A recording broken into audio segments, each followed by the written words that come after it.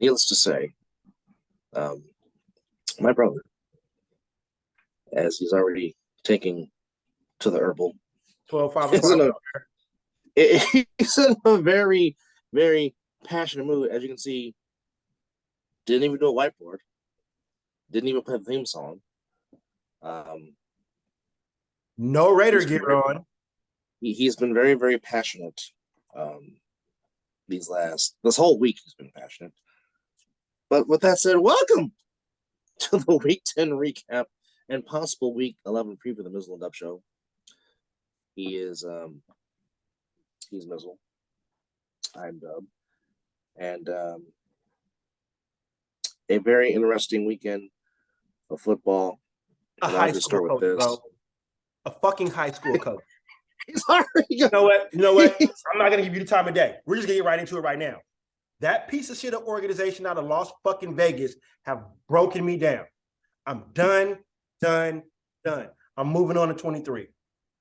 You sit here and tell me it's not a rebuild, but it looks like a rebuild. You literally broke down the best, not the best thing I would say, but the person that has the most heart and desire to be with this team in Derek Carr. Yes, he has. He is not the greatest quarterback in the world. He's far from an elite quarterback. But damn it, he wants to be there. He wants to win here. He has the heart and goes out and give his all. Yeah, he misses a few throws here and there. What quarterback doesn't? He's, like I said, he's not great. He's not Aaron Rodgers.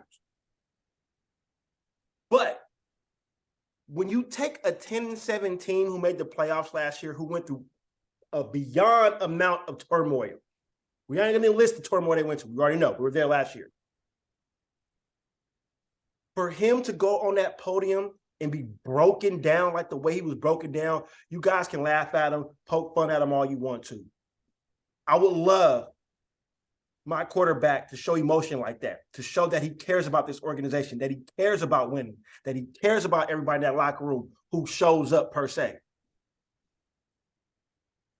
This looks like Denver all over with McDaniels. I said this before in our last shows.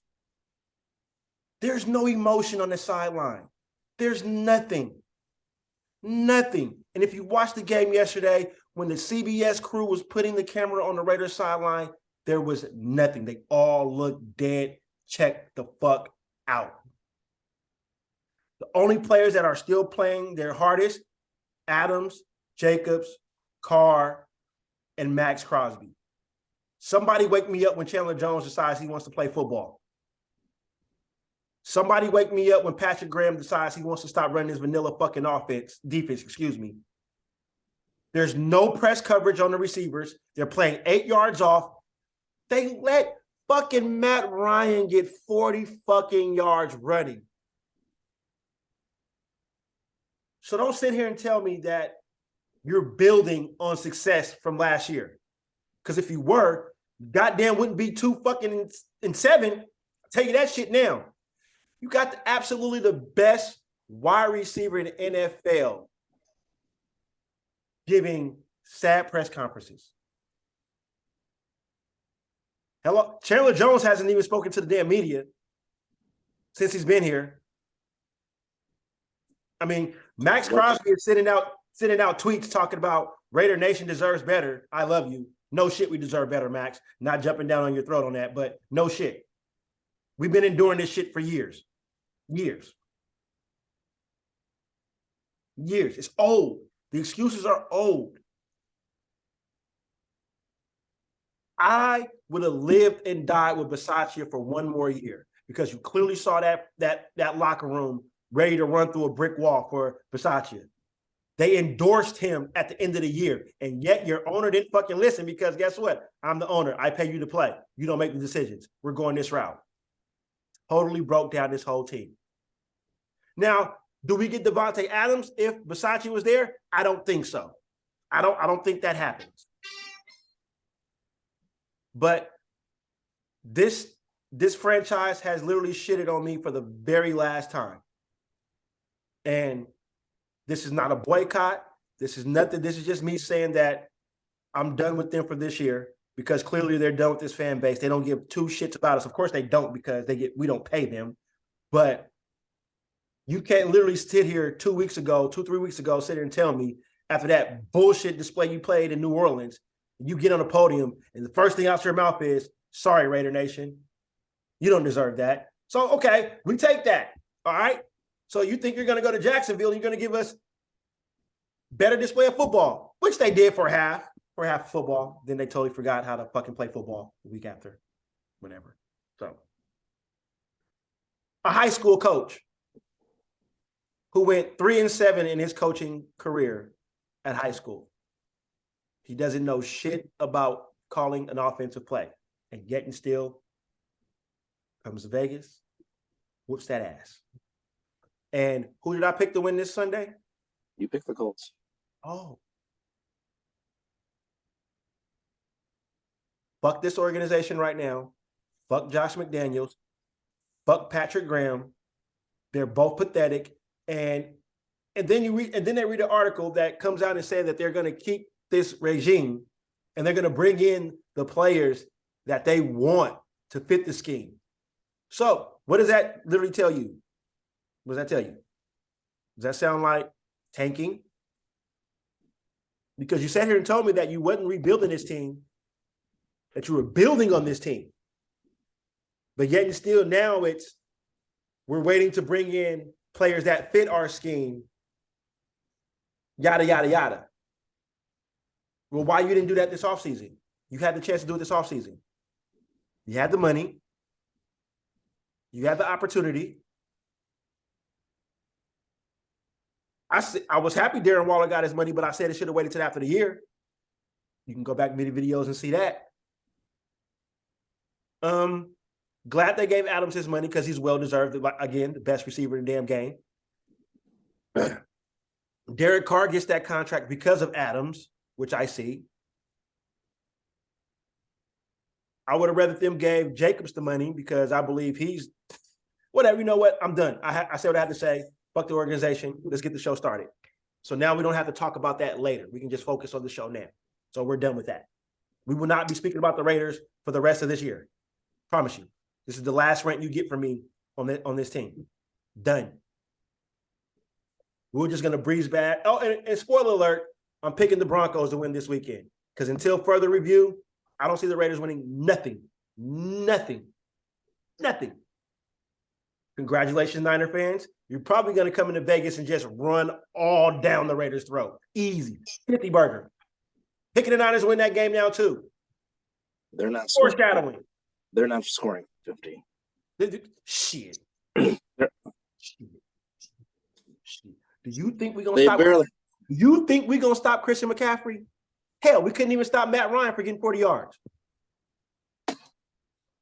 Like we always say, when you know your team, you know your team. My team's and you not. know what? I will tell you what to run the whole time. Deebo Samuel jet sweeps all fucking day long because they won't stop it. Run Christian McCaffrey up the gut. If you notice what teams do to us, they run up the gut because guess what? There's nobody there. Because you double out Chandler Jones. Matter of fact, you ain't even got to double Chandler Jones. I've been watching the whole defense with them. They don't even chip him. They focus on Max. That is they're triple teaming Max and single covering Chandler Jones, and he ain't getting nowhere. Matter of fact, he got home yesterday, but guess what? It was Max that got the sack. Done. Moving along. Let's go. Folks, that is what we call passion. Not even passion, but passion. That's well, that is all I can say. That is just they got passion. Pro Bowlers. They got multiple Pro Bowlers on their team, and they look like the damn. Matter of fact, look, our alma mater, who sucks right now at high school football, can probably beat the damn Raiders. Oh my God. Oh my. Matter of fact, I guarantee you probably the Fairfield Falcons Pop Warner team can beat the damn Vegas Raiders right now with no passion showing ass on the field. You know, it's just ridiculous. Well, he does have one. Well, he's got two bright spots, but one bright spot is this team. as he takes another light. This particular team, he has to eat crow because you said they were not going to win no more than 4 games. Well, they're bowl eligible, and they've won 7. His beloved Garnet and Gold, the Florida State Seminoles, with a huge, huge win last week. And now they prepare to play Louisiana, possibly to get win number 8. And as he says, not get a crappy bowl game. But his season was already made because they beat Miami. So. And for the record, we are the real chop in college football. Not that piece of crap organization down in Southern California that call themselves USC Trojans. That ain't a chop. Let's just get that. Let's get that on the record right then and there. Okay. All right. So anybody that watches this show that's a Trojan fan, yeah, 2 words for you. I'm fired up. I'm fired up, Dub. Come on, man. Let's get this show. Let's get it. Hey. Well, well, we both took a lot of L's this week. Boy, but first, hold on. Oh, I have to grab it. Hold on. Are we announcing the Scott Mitchell Award? Yes, we are. Right the hell now. Yes. Does that picture you sent me? Oh, where is it? He completed. Oh. Now, if we can't find a Scott Mitchell picture that represents Volley to be the picture to get the award, folks, this right here just might have to take the cake. Because, yes, that is Marcus Mariota on the ground trying to throw a football. Completed it. That's the thing.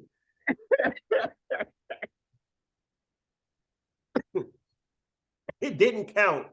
But oh my goodness. Ooh. See, no boundaries held. I even clowned my organization for what they did. They got the Scott Mitchell Award with Devontae Adams and Hunter Renfrow ran into each other against the Chiefs. You see, that's how much of a clown show we are. But folks, this week's Scott Mitchell Award goes to Marcus Mariota. Yes. Of the Atlanta Falcons. Salute. That is just poetry in motion. But anyways, Deonta Freeman, who was cut, came back. 3rd time around. Yes. And he decides to, just only run for 130 yards and a touchdown as the Panthers get their 3rd win of the year, beating the Falcons 25-15 in the rain on Thursday Night Football. Wait a minute. Charlotte, North Carolina. How many victories did the Panthers got? This is their 3rd. Oh. 3rd victory. That's one more than a piece of shit organization in Vegas. Oh, boy. Nobody is safe today. Nobody is safe. But here's what I don't understand. And this is just... And this is by way of no disrespect to Marcus Mariota. Yes. He's not really a thrower of the football. I mean, he can throw, but that's not his forte. No, that's why he's right now. But right now, you are wasting 2 talented playmakers on that side of the ball. Talk about Pitts in London. And yes, some of this is because I have both of them in 2 different fantasy leagues, which is not helping me get fantasy points. But that's a selfish thing. But that's not the real reason. Kyle Pitts and Drake London each can be game-changing playmakers for your team. Well, I mean, the touchdown catch that Drake London had, man took a shot and still held on to the ball. Well, here's the thing, though, bro. Who's their main running back? I mean, I know it's Cordell Patterson. Hold on. Cordell Patterson is a Swiss Army knife. They don't have a number 1 running back. Not to say that would make it's running back by committee. Because, not that it makes a difference. You have main offense. You don't have a number 1 back. Like everybody in the league, you know who their running back is. Christian McCaffrey is yours. Josh Jacobs is mine. Saquon Barkley is the Giants. And we'll get to him yada. and we'll get to Saquon in a minute. Just give me points.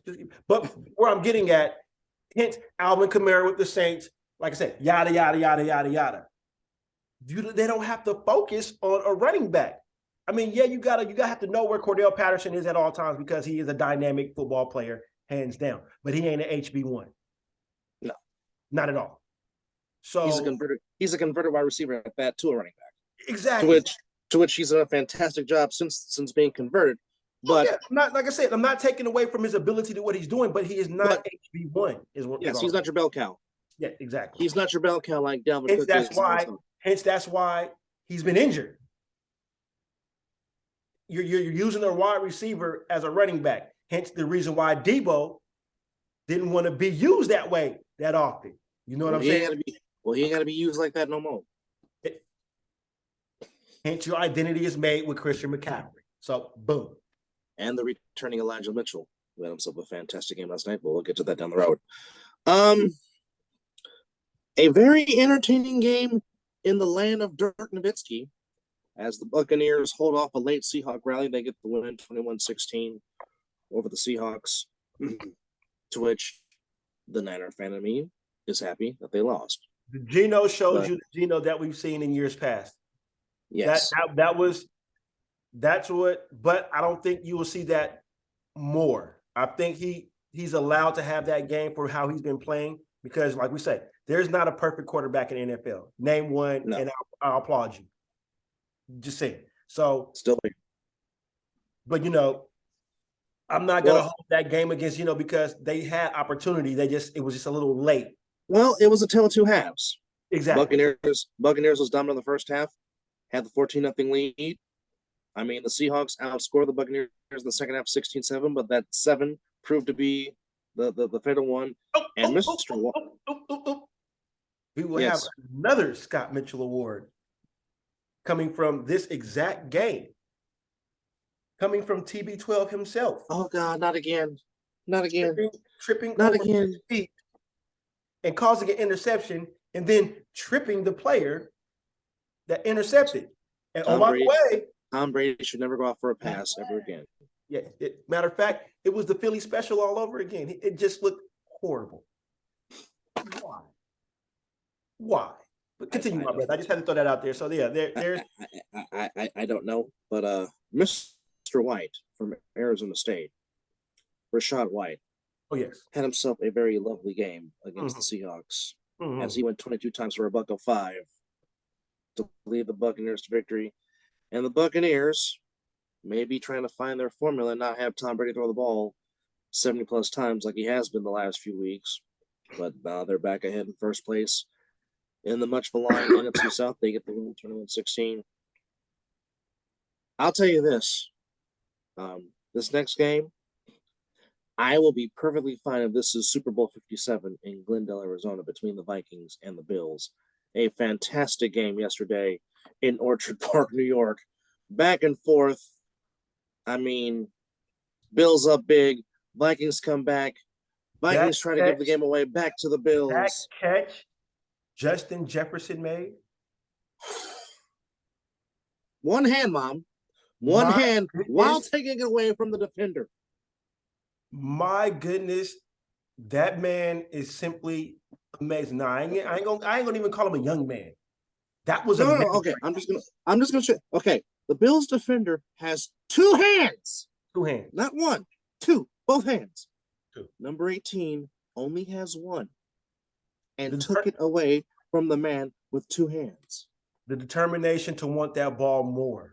Just think, if that guy intercepts that ball, that closes the game out. Vikings have no Bills win it easy. Yes. But I'm gonna give kudos to Josh Allen because he played that whole game hurt. Yes, he did. From the rushing yards that he took, everything like that, that man played that. He was not 100% that game. I'll give him maybe 80,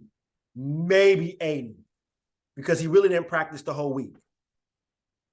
So for him to go out there and get that performance and still have a chance to win that game, you clearly knew he was hurt by the snap he took at the goal line. Well, I'll say this. Well, if Devontae Adams is number one, then you know what? Stephon Diggs and Justin Jefferson might be 1B and 1C when it comes to receivers because Diggs and Jefferson each put on a show yesterday. And wasn't Jefferson the fourth receiver drafted in that class? I believe so. Henry Ruggs was one. Because Judy, CeeDee Lamb, was two. and Justin Jefferson slips to third the and fourth. Vikings. Because, yeah. So just think about that. And there's no breaking news there, ladies and gentlemen. I would have loved to have given you guys some breaking news. I was hoping to tell you that maybe Patrick Graham got fired, but I don't get the wish. This was about college basketball. Yeah, we'll get to college basketball in March. That's when we'll start talking about college basketball. And Canelo wants a rematch, but we'll talk about that later. Rematch? Cinnamon wants a rematch. With who? Dimitri Bivol, the man that beat him. He wants a rematch. Unless Canelo learned how to block, fight that guy. You say Dimitri will get him again. Hmm? You'll say Dimitri will get him again. Well, if he doesn't know how to block. I agree. Dimitri dominated the first fight, and rightfully so, hence why he won by unanimous decision. He did what he had to do. He basically beat him how Floyd beat him minus the punches that Canelo was throwing at Floyd. Canelo was fighting Floyd. He didn't fight this dude, but he did what Floyd would do, would get the points. Just tap him. You know what I'm saying? Just hit him with a skibbity paps. You know how that goes. Jefferson had 10 for $193 and a touchdown. Diggs had 12 for 120 and a touchdown. Ooh. Yeah. Fantasy points galore. But Mr. Dalvin Cook said, whoa. Give me the ball. What college you go 14 carries. Florida State. $119 and 181-yard touchdown run to show off. You that, yes, I can also. It looked like they ran the same play that they used for him in Florida State because once he found that hole, it was one shot and go. But at the end of the day, Patrick Peterson, remember him? Remember him, Mr. Closer. Yeah, said I'll take this here. Yeah, and I've been saying it. I've been saying the last few weeks, the Minnesota Vikings are the quietest 81 team you will ever see. And if you're Kevin O'Connell, but brother, let's be real here right now. This ain't the first time the Vikings have been playing football like this in our existence of watching football and understanding football. This is nothing new to this organization. They've been this way before until they see the word that starts with a P that ends with an S. Playoffs. Yes. They tend to forget the last time they had how to play. To which the last time this happened, they got to the NFC title game against the Eagles, and the Eagles just flat out mollywopped them. Which, again, their only loss this season came against the Philadelphia Eagles. So, if the Vikings play anybody else but the Eagles, the Vikings really can legitimately make a run to the Super Bowl because right now they are the 2 seed in the NFC. But again, Kevin O'Connell has been outstanding. Yeah. And dare I say what? this? Guess what? And I might need to take a sip. And guess what? Wait. Guess what? He inherited a team. I don't think he added too many pieces. Right? Okay. So, again, Josh McDaniels inherited a playoff team and fucking killed it. Continue. Kirk Cousins is damn near playing like an MVP. Quietly, bro. That is just the thing. Like, there's really nobody talking about what Kirk Cousins is doing besides the chains that he's wearing on the airplane, flexing. You know what I'm saying? And we're not talking about his numbers. But wait, when you're Kirk Cousins has been a winner everywhere he's been. Washington was winning.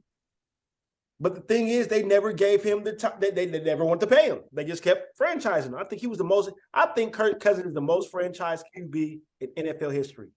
I could be wrong, but I believe he is. Because I think Washington franchised him, 2-3 times? At least. But he only threw for 357 yesterday. That's it. Only 357. But again, at the end of the day, the Vikings are 8-1.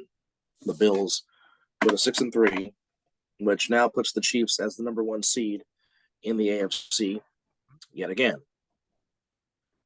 And another very entertaining game in the black and blue division. The Bears and Lions normally do not disappoint, but at the end of the day, Bears to win this one. The Lions get by a point, 31-30, and the Lions are on a winning streak. That's 2. And what's their record?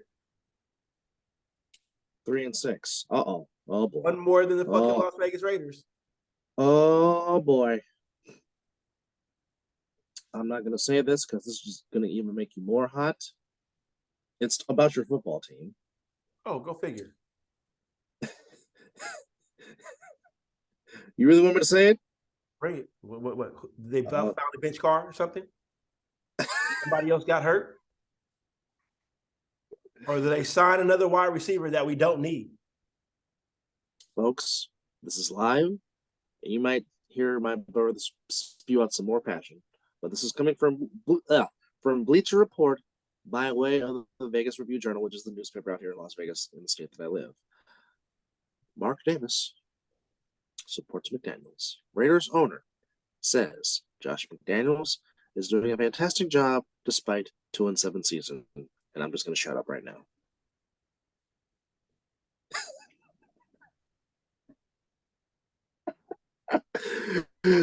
Oh boy. He's doing a fantastic job. Fantastic. You know what? I'm gonna agree with Mark. Raiders owner. I'm going to agree with Mark. Yes. Hold on. There's quotes. Hold on. There's quotes. Raiders owner Mark Davis gave a first-year head coach Josh McDaniels a resounding vote of confidence despite the team's 2-7 start after a 25-20 loss to Indianapolis on Sunday at Allegiant Stadium. Here comes the quote. As far as Josh goes, I have no issues, Davis said. I'm getting to know him a lot better. When you sign someone to a contract, don't you expect him to fulfill the contract? McDaniel is in the first of a 4-year contract. I like Josh. Another quote. I think he's doing a fantastic job. That's why I hired him, Davis said. We did an exhaustive search and found the person we believe is going to bring the Raiders to greatness. Davis said the Raiders are in the early stages of building something. Life isn't static, it's fluid. You want to win at the end of the year and be the one to. Obviously, we're not there yet. I know it's frustrating for the fan base. I feel them. I am a fan as well. Asked specifically if he believes McDaniels is a long-term answer head coach, Davis replies, why wouldn't I? You are now free.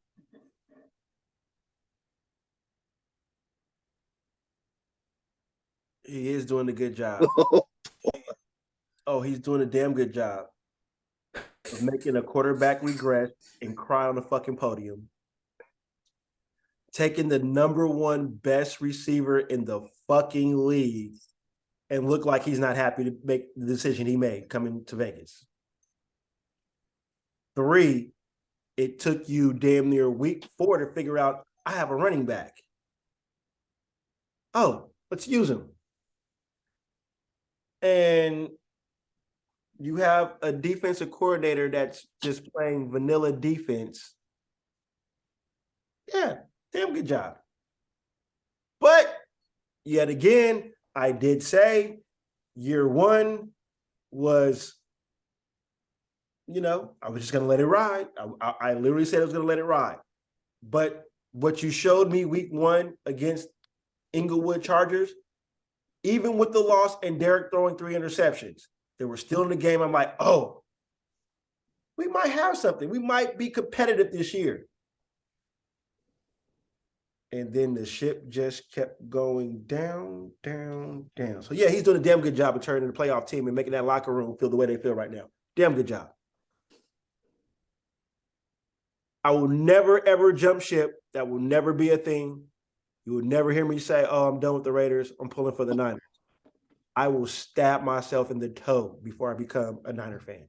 You're not stabbing anywhere on yourself. Shut that shit down right the fuck now. Exactly. So that's what I'm just saying. I that would never happen. I'm never jumping the ship. Even though when people see me complain about the team and tell me, hey, you should come to a winning organization. Why would I want to be a bandwagon fan? That's one thing you will never hear come from me. Look, I'm also a Sharks fan. How about that? And they've won 2 in a row. Well, you know what? Just like that meme I sent you.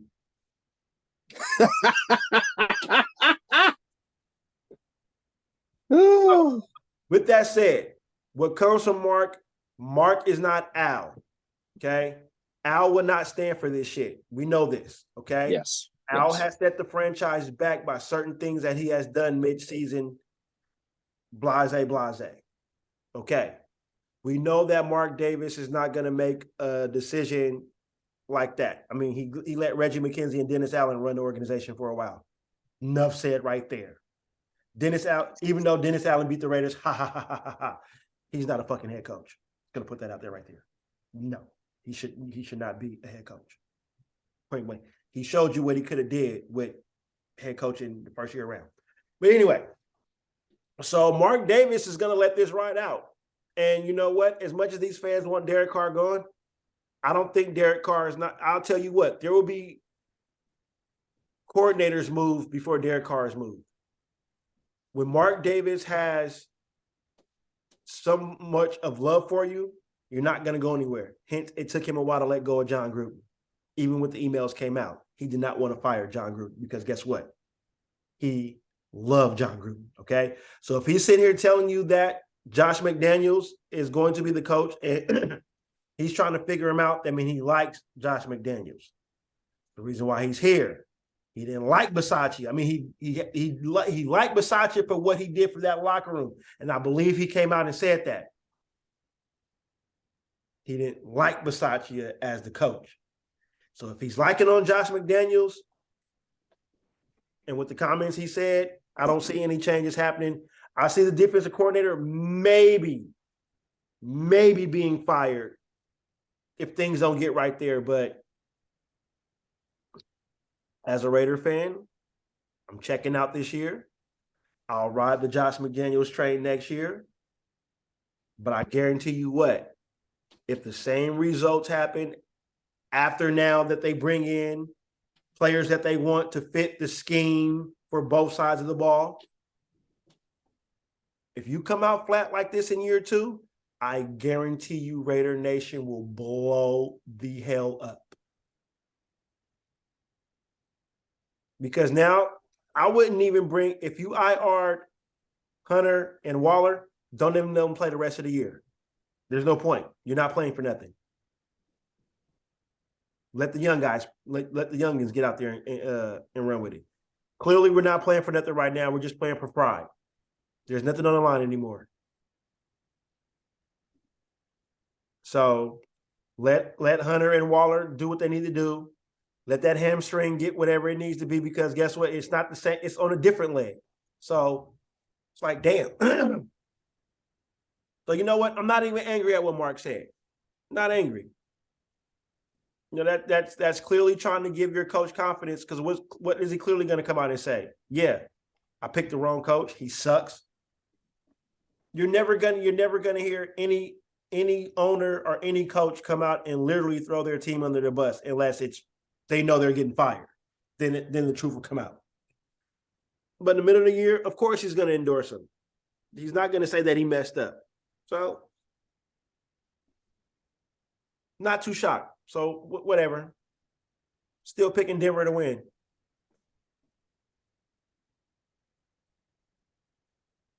Passion.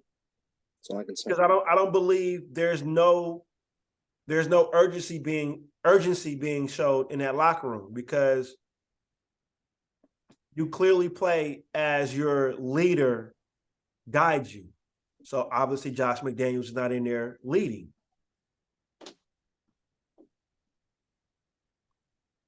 I would love to pull up a press conference from Bisaccia last year and McDaniels this year. And that would be awesome. But you know what? Don't care. The Raiders, I'm looking for 23. But now if those charter tickets go down, I still might come watch a game because I would like to see how football is operated in that stadium. I only seen it for wrestling, so I would love to see it for football. So, Indeed. if those Charger tickets go down to like $75, then you might get me. But I'm not still going to spend $100 to come watch the Raiders. No, that shit better be damn near gifted to me. This man said gifted to him.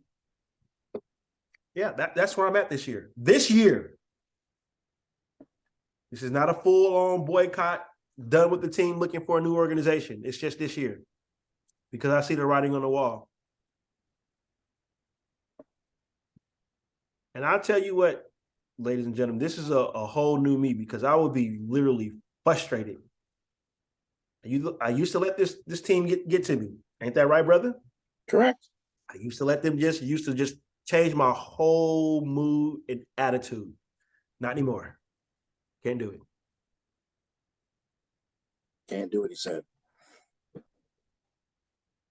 Can't do it. Well, Amon-Ra St. Brown is a problem, and he is a force for the Lions. He had a fantastic game yesterday. As the Lions do get the win, 31-30 with the Bears. That was a good game. Justin Fields continues to improve and play well, and I'm excited to see what him and Chase Claypool can do together in the Windy City. Agreed. It looked hectic, but at the end of the day, the Tennessee Titans score 17 unanswered as they went down 10-0 to the Broncos. Ryan Tannehill returns and throws 2 touchdowns, and they actually threw the ball to a wide receiver, which is shocking. But Westbrook Incline scores twice as the Titans go to 6-3. Interesting. Still maintain lead in the AFC South, and it just continues to get bad for the Denver Broncos as they fall to 3-6 in the season. They'll get right next week. Chiefs back atop the AFC number 1 seed. They beat the Jaguars by 10, 27-17. Kadarius Toney has his first touchdown as a Chief. Did you see the video where he was adjusting his gloves as he caught the ball? Talking about Kadarius Toney? I did not know. There's a video going around right now. He was running his route, and when Patrick Mahomes threw the ball, he was fixing his glove, and then caught the ball. And still met. Wow. Yeah. When you can do that, that's something. Mahomes throws for four more TDs. Christian Kirk had a nice game, 9 catches for $105. Jaguars are playing better. They'll get better, but the Chiefs were the better team. They win 27-17. Well, yeah. Everybody gets right when they see the silver and black, and then the week after they take an L. Tell me I'm wrong. Oh, boy. Something is going on in the waters of South Beach in Miami, Florida. The Miami Dolphins give it to the Cleveland Browns, 39-17. And Tua was out there slinging the ball like it was nothing. Tua was 25 of 32 for 285 and 3 touchdown passes. But I'll say this, and I understand why they did it. It hurt me because, as you know, Jeff Wilson Jr. was one of my favorite 49ers to watch. And man balled out 17 carries, 119 yards, and a touchdown. But you're not something is going on very special, Miami Mike. But you're not surprised with that production because he just left the same organization that ran the same offense to where he's going to another organization that ran that kind of same offense. So he didn't miss a beat. But I think now he can finally be the bell cow that I wanted him to be in Santa Clara before they traded for Christian McCaffrey. Because, like I said, as much as I love Raheem Mostert is not everyday back bell cow. He's not. So now that Wilson and Mostert are back together, Mostert can now be the complement to Jeff Wilson Jr., kind of like as they were in Santa Clara in 2019 when they won the NFC title. But Trent Sherfield, tremendous toe drag swag on a touchdown pass, catching the ball, making sure both feet get in. He had 4 catches. Alex Ingold had 4 catches on the touchdown. Waddle A quiet 4 for 66, but I mean the Dolphins are just putting it Rolling. together. Just say rolling. And now, well, they are rolling to the tune that, if I'm not mistaken, the Miami Dolphins are now in first place in the AFC East. They have now jumped ahead of the Bills. Don't sleep on the Jets. The Jets are in second place because of their win over the Bills. So now the Bills have jumped all the way to third place in the AFC East. I'm not sleeping on Robert Saleh. And here, I know we mentioned this before. It's crazy that it's two former Niner proteges running the AFC East. Right now, yes. So right now, if the playoffs were to start today in the AFC, talk to me. Chiefs are the 1 seed. Figured. The number 2 seed, the Miami Dolphins, are your number 2 seed. Titans 3 seed, because they've got the tiebreaker over Baltimore based on percentage in conference games. Yes. Ravens are 4. Jets are 5. Bills are 6. Patriots are 7. With the Chargers on the outside looking along with the Bengals. So those would be your 7 slots in the AFC. In the NFC, if the playoffs were to start today, Eagles 1 seed, Vikings 2 seed, Seahawks 3 seed, Buccaneers 4 seed. Jesus, Curry, 38 points in the week. Embiid, 40 points during the week. Those are your 2 NBA players of the week, by the way, Curry and Embiid. And guess what? I like both of those teams. Cowboys are 6, the Giants are 5, Buccaneers the 4 seed, and up the rear, my team is the last seed, the Niners are number 7. And you know what? I should be happy as a football fan. I'll tell you why. Because given that I'm married to a Cowboy fan, I should be happy that the Cowboys have a better record. But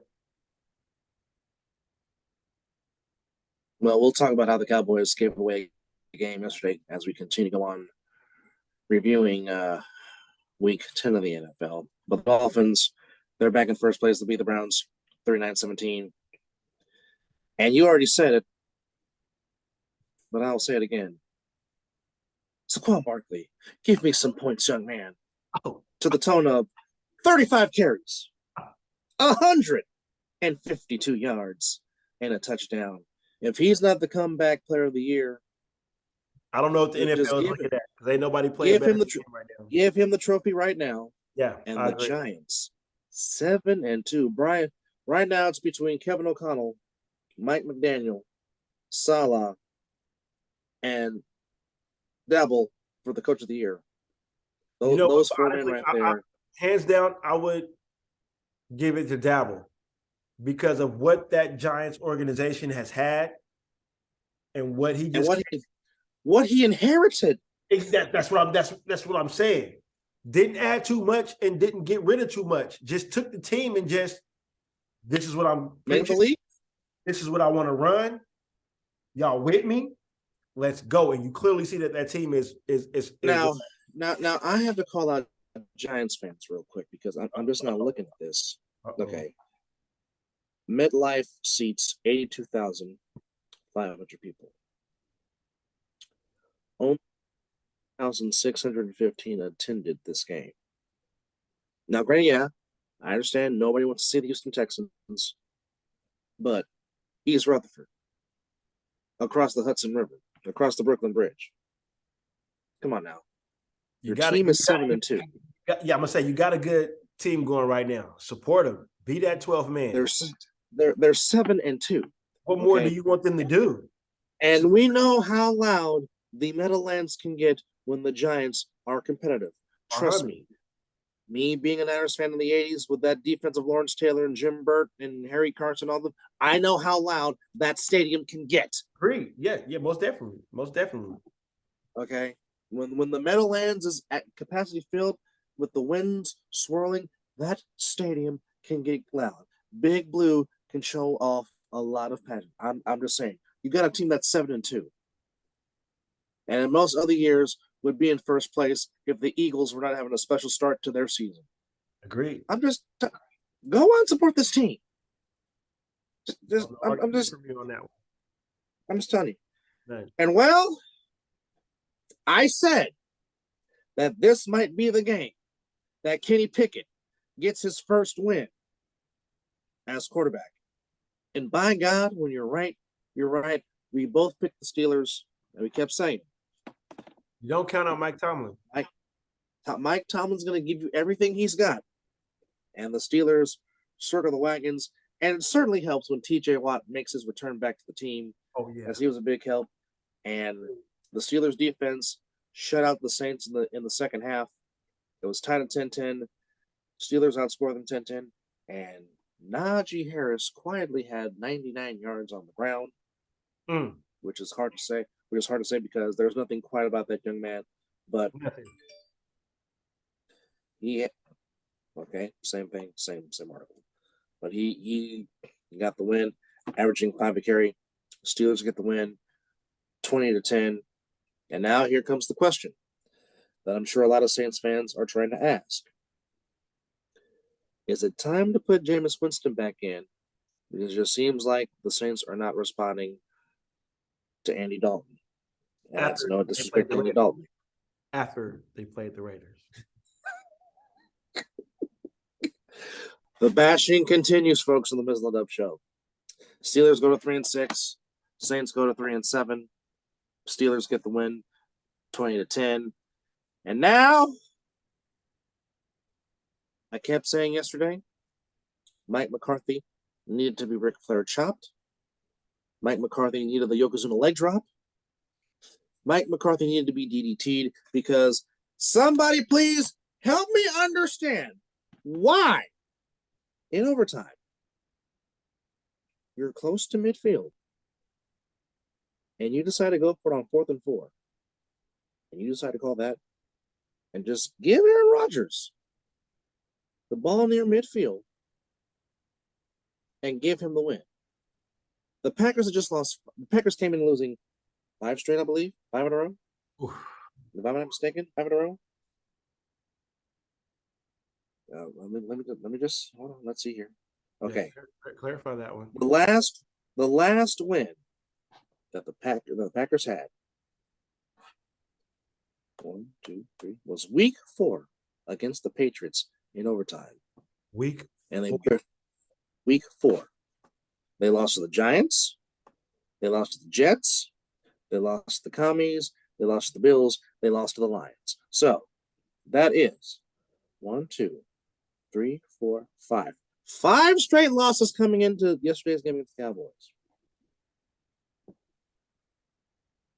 The Cowboys were up 28-14 going into the 4th quarter. That's a 14-point lead. That's a 2-touchdown lead. That's 2 touchdowns. Yes, it is. Okay. After CeeDee Lamb catches the 35-yard touchdown pass from Dak Prescott, puts him up 20-14. Mm-hmm. But now, I think Aaron Rodgers has finally found his target in that rookie from North Dakota State that goes by the name of Christian Watson, because that young man balled 4 catches, $107-0. 3 of those times he caught the ball, he found the end zone. So maybe now, Rodgers has found his target. And the one thing you do not want to do is you do not want to give Aaron Rodgers life. But Mike McCarthy, who I don't think that is not that good of a head coach as everybody thinks he is. Who should know about Aaron Rodgers, by the way? Considering he coached him most of his professional career. Well, and got a Super Bowl. Y'all won a Super Bowl together. Yeah. So by way of him, not so much because of you, but yeah, I went there. I sure the hell went there.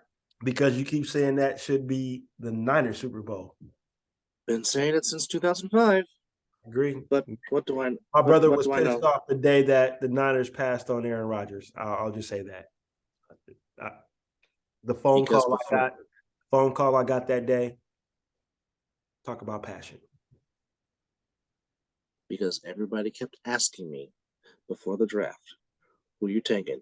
And I had to look like, are you really going to ask me that question? Aaron Rodgers. Did you not watch number 8 in Berkeley, California at Memorial Stadium under Jeff Tedford? Did you not see him play? I did. Okay. Did you not watch the game where he led that team to the upset at the time, the number 1 team in the country, the Trojans of California, to which, damn it, me and Mizzle kept saying, damn it, we should have been at that game. Because we were contemplating going to that game. We were contemplating it, and we didn't go, and we both said, damn it. Facts. I guarantee you, me and him would have ran on that damn turf at Memorial Stadium that Saturday afternoon talking about FU USC. Fake ass chops. And we have a program with the show. Our dad, that is a huge USC fan. He would have caught hell that day. Well, he still caught hell that day, but he would have caught more hell if we would have been on the field rushing the stadium. Yes. That day, that Cal beat USC. Mm-hmm. And that was the last time until about 2-3 years ago that Cal beat USC in a football game, up until recently. Yes. So, not to go back on 17 years, because that was 17 years ago, and I've lived with that pain for the last 17 years. It still freaking sucks. But I'm hoping that Trey Lance can ease that pain. And sometimes you want to slap your fan base in the face. I really want to slap the faithful in the face sometimes, because I'm just like, because like you're in Raider fan groups, I'm in other fan groups, and I'm just talking about what can we get for a trade package for Trey Lance. I'm like, stop it. The man has only played in 4 games. His record in those 4 games are 2-2. Okay, it is not his fault that the head coach wants to be incompetent and call running plays and have him wrong like he's a doggone fullback, and he gets rolled over and shatters his ankle. Which, by the way, he's off crutches and he's off the walking boot. That's a good sign. Yes, indeed. Anyhow, okay. There are throws that Trey Lance can make that James Richard Garoppolo will never be able to make. Oh, it was one game this year that Garoppolo, I think it was against the Rams, possibly. Dude on the seam route, it was open, and I'm like, oh yeah, Trey Lance makes that throw easy. That's 6. Yeah, I believe you guys settled for 3 points on that drive, but I'm just saying, if that's Trey Lance, that's the difference. That's the difference you want. I'll just say this: the 2 deep balls he tried to throw to Danny Gray. If that's Trey Lance with Danny Gray speed, that's 6. Okay. So stop it. He's under the rookie deal. Why are you going to try and trade him? Because there's 2 people you have to pay next. You have to pay no, you already got paid. There's 2 people you got to pay, one for sure. One is Nick Bosa. You have to pay him. Yeah. You have to pay him.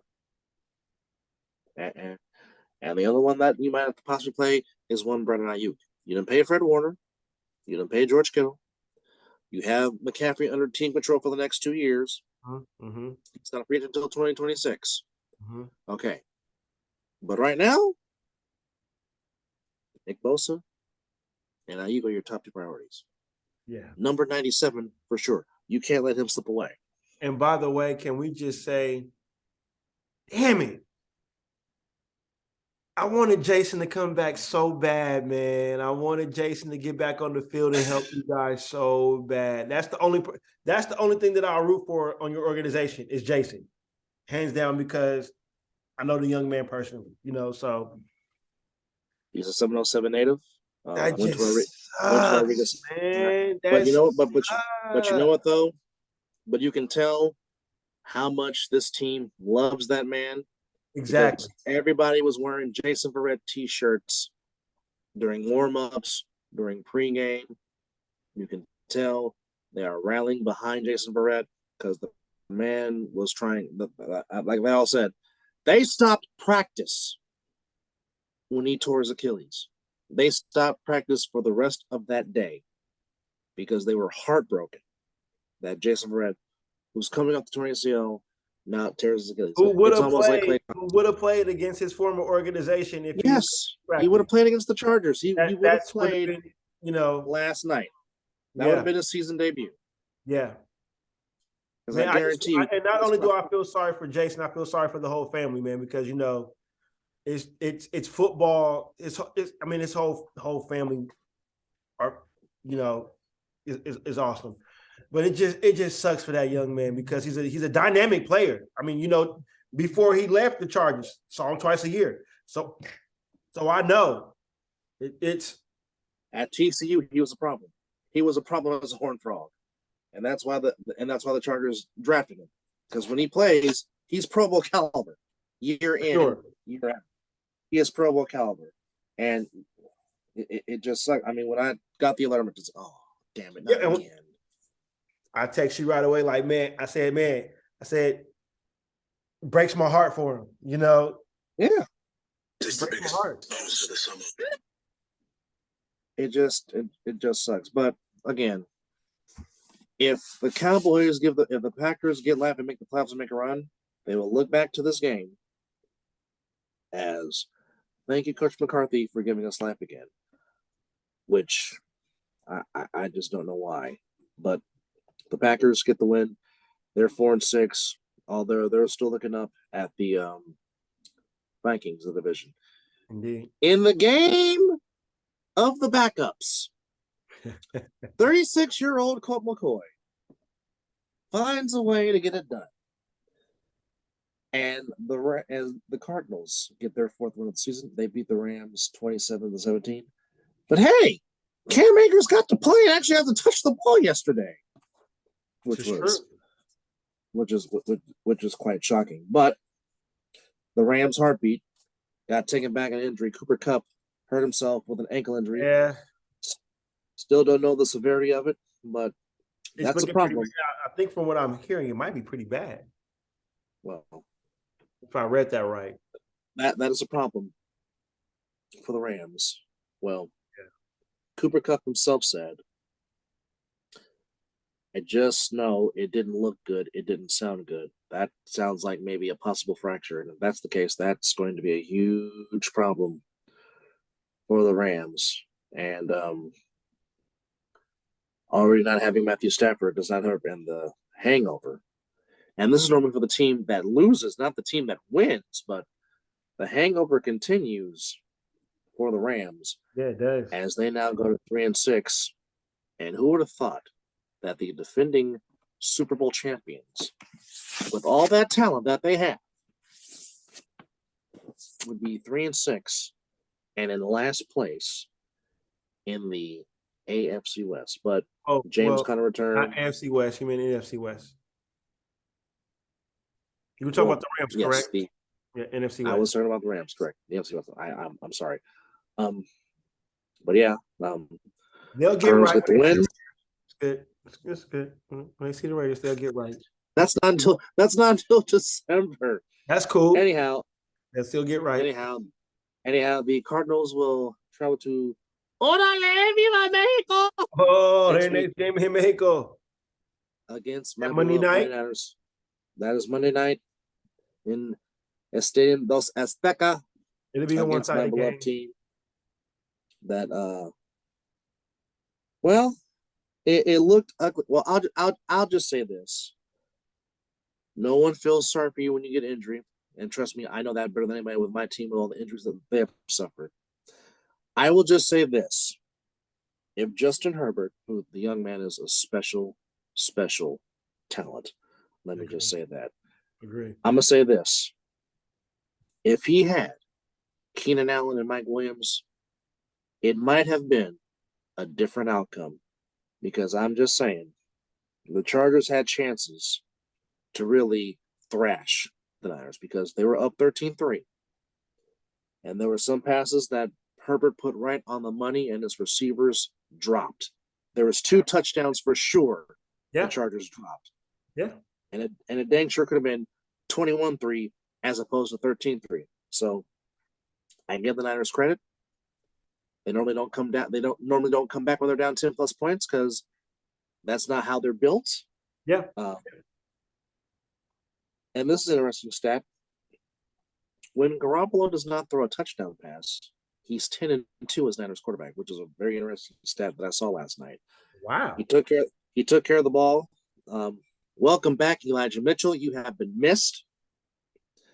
He will complement the game very well with Chris McCaffrey.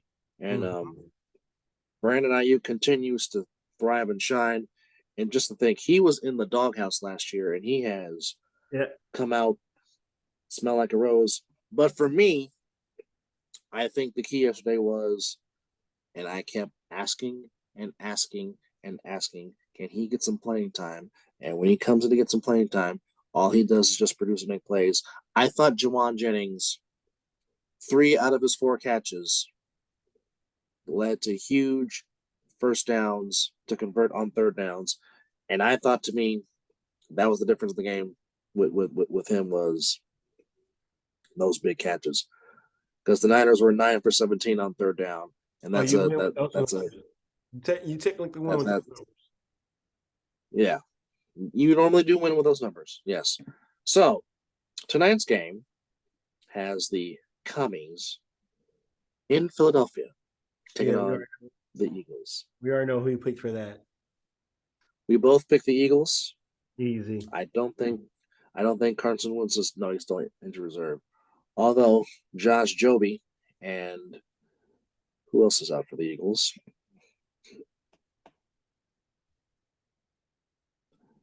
Houston. Come on, let's go to the P's. We're looking for P.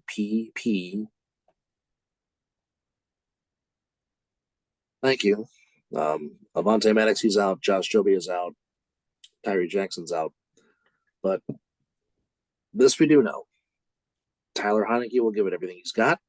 Facts. And the Commanders will fight, but we still think the Eagles will win the game. Yes. Against the Eagles. So now we're going to rapid fire real quickly for our picks for week 11. Raymond's or Mizzle's record is 31-23. My record is 34-22. So here we go. Rapid fire. Week 11. Thursday night game, the Packers at home against the Titans. I think I'll vote the Packers. I just think Green Bay has woken up. Yeah, and that might be a problem. And that might be a problem for the rest of the NFC. The Pack.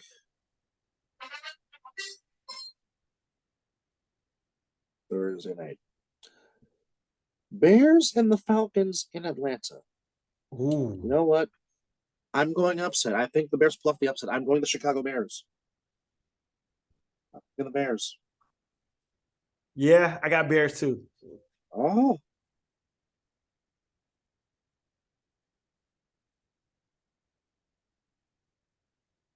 This is an intriguing game, but I do think the Bills bounce back and they beat the Browns at home.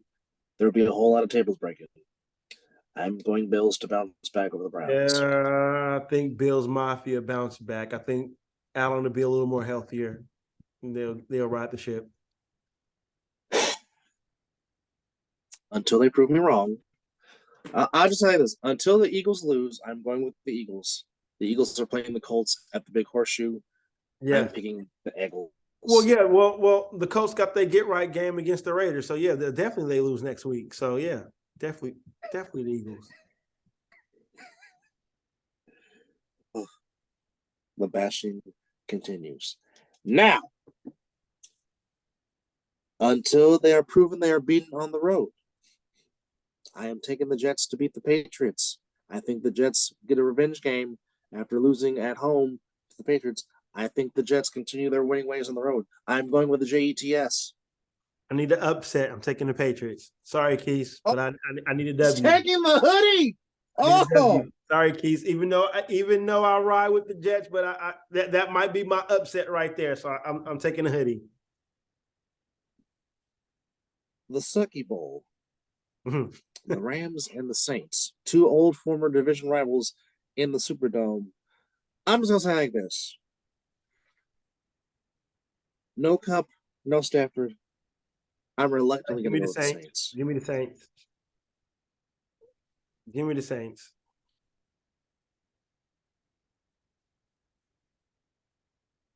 Oh, this will be a very intriguing game at home.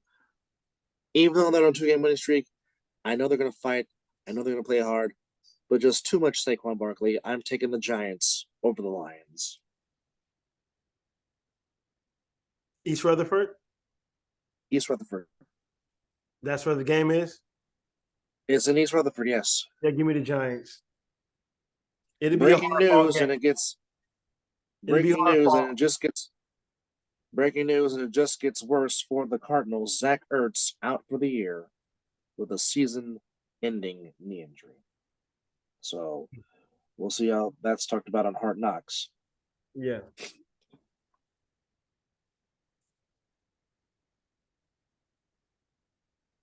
Just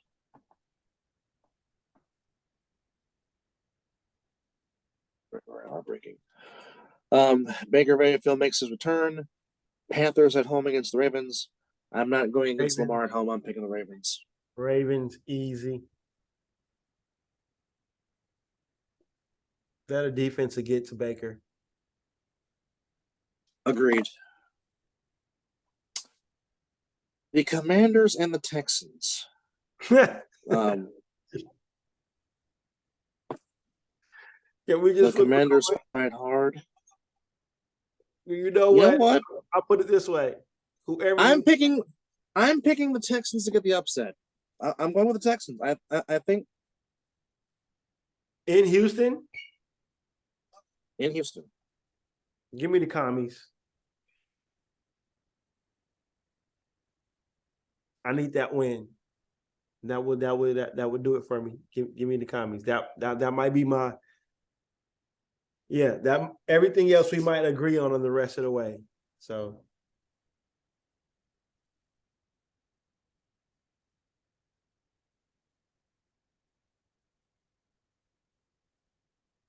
Okay. All right. Taking the Commanders. yeah, I'm gonna ride with the commies just for the simple fact that might be the win that I need to catch some kind of ground. I think I got to pick one more just to break even. So we'll see. No, because you already said you're picking the Broncos. You damn right I'm picking the Broncos. You're picking the Raiders again? And I'm going to tell you why. Because for whatever reason, y'all play like shit everywhere else, but you seem to get right for the Denver Broncos. I don't know why that is. Bro, a high school coach. I get it. Well, if that's the game you were just saying next, then you already know I'm picking the Broncos. So here we go. No, wait a minute. They're playing a mile high. Never mind. See, there you go. They're playing at altitude. Never mind. Yeah, it don't matter if they were playing in Vegas. Denver. Yeah. This one here.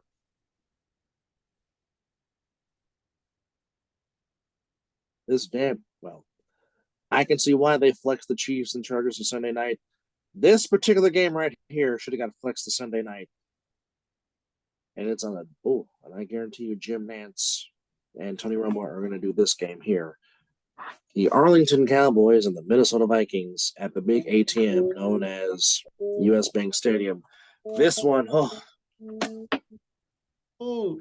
going with the Vikings. This can be a playoff preview, a possible NFC Championship game preview. But I just like the Vikings at home. I really do. I think I'm gonna have to go with the Vikings because I don't. Even though Tony Pollard is doing good, you might need Zeke. I don't think Zeke might even play that game. So, well, he's still out for far as we know, but Dalvin Cook is a problem. But Trayvon Diggs and Justin Jefferson, I cannot wait to see those two go mano a mano against each other.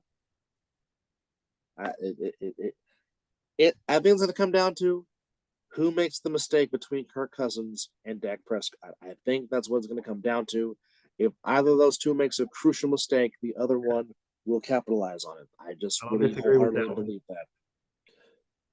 The Bengals and Steelers at home in Pittsburgh.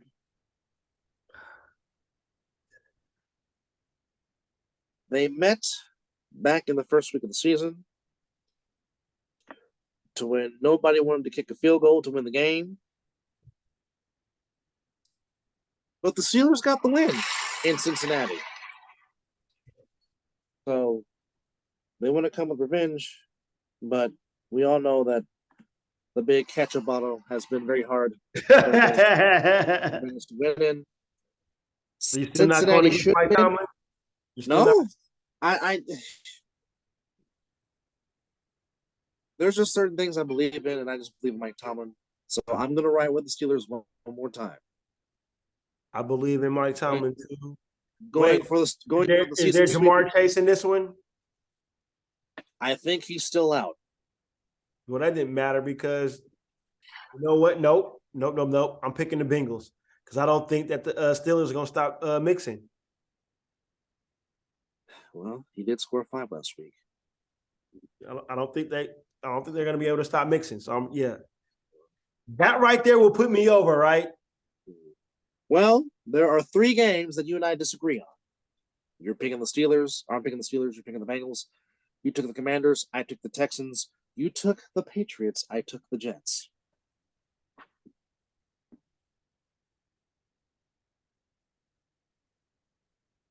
So, with that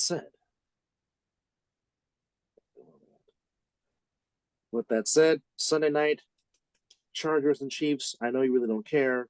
I know you hope the game ends in a bleeping tie. Taking the Chiefs. As much as I want to take the Bolts, I'm going with the Chiefs as well. Yeah. Even though I know the Chargers give the Chiefs fits and they play them tough to the very end. But you're right with this. Yeah. And of course, Monday night in my other country of Mexico, the Niners and Cardinals. Niners. I don't know if Kyler Murray is playing, even though doesn't matter.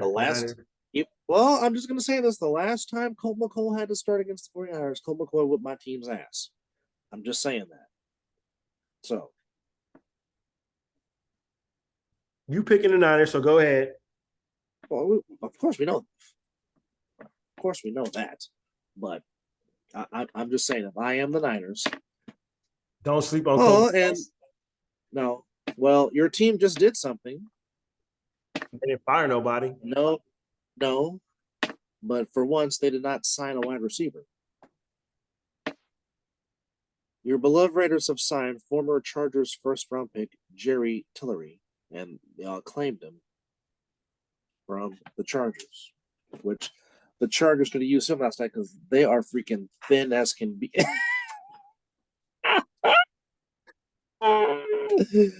Oh,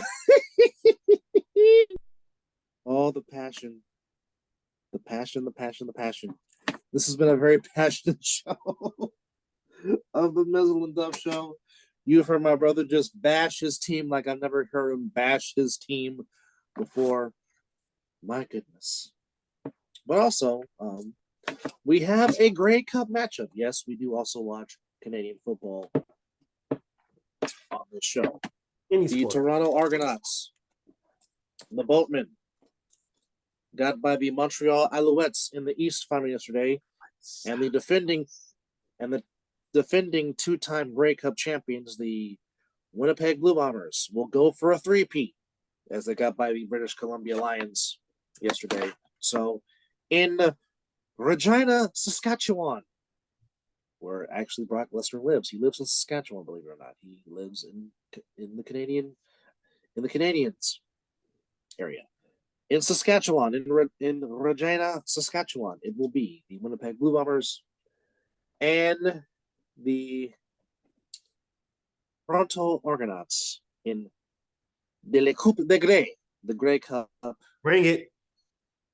In next Sunday. That game will air on 3 p.m. Pacific time. I believe, if not on ESPN News, then definitely on ESPN2. So, and if you haven't seen the Grey Cup trophy, that is a very big trophy. It is. And the Canadian football team up there with Lord Stanley. Yeah, it's right. It's right up there. Right up there. But the fun thing about it is seeing the Mounties bring the cup onto the field. that's the dope. That's the dope part. Of course, the Mounties are Canadian police for those that don't know. But it's hard for me to go against the champs. They have a winning formula. They are that I good. agree. I think it'll be They're a just very that close team. game, but I think Winnipeg gets the three-peat in a very I close agree. game against the Toronto Argonauts. Oh, But I eventually do. But I said I do want to go see a CFL game, just not when it's cold because I can't do it. Can't do it during the summer months. Oh yeah, give me a passport. We'll go say, well, Canada, because I mean, if you haven't watched it, these men play hard. yeah. They play tough. Well, I And got it's my actually some passport. exciting. It's actually got some exciting football because they don't do 4 downs; it's 3 downs. So third down is your fourth down. So if you don't get the first down or first and second, third down, Yeah. you're either punting, and they let your receivers get a head start running down the ramp. So when you snap it, it's not a false start or it's not offsides. Well, it's So almost like arena football, but a it, little different. not only that, the field for Canadian Football League is wider, Yes. and their end zones are Super big. super big. Super big. So in the old school of the NFL, remember the goalposts was right at behind the actual goal line. It's still there in Canadian football. Mhm. So it's a very unique sport, but it's a very fun sport to watch. Yes.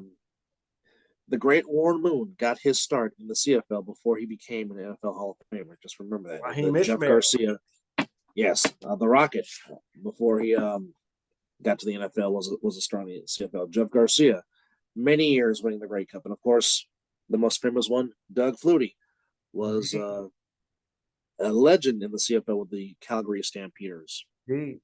winning multiple Grey Cups. So, Blue Bombers, Argonauts in the Grey Cup, but I'm slightly still going with the champs because, as Ric Flair says, to be the man, you have to beat the man. And it'll be a tough task for the Argonauts to beat the Blue Bombers, but should be a fun game. Hopefully you enjoyed tonight's game between the Commodores, the Commanders, and the Eagles. And I'm sure the Commanders will be playing with heavy hearts because, unfortunately, before we came on the air, 3 members of the Virginia Cavaliers football team were shot and killed by a former Cavalier football player on the campus. Who police knew as if in September?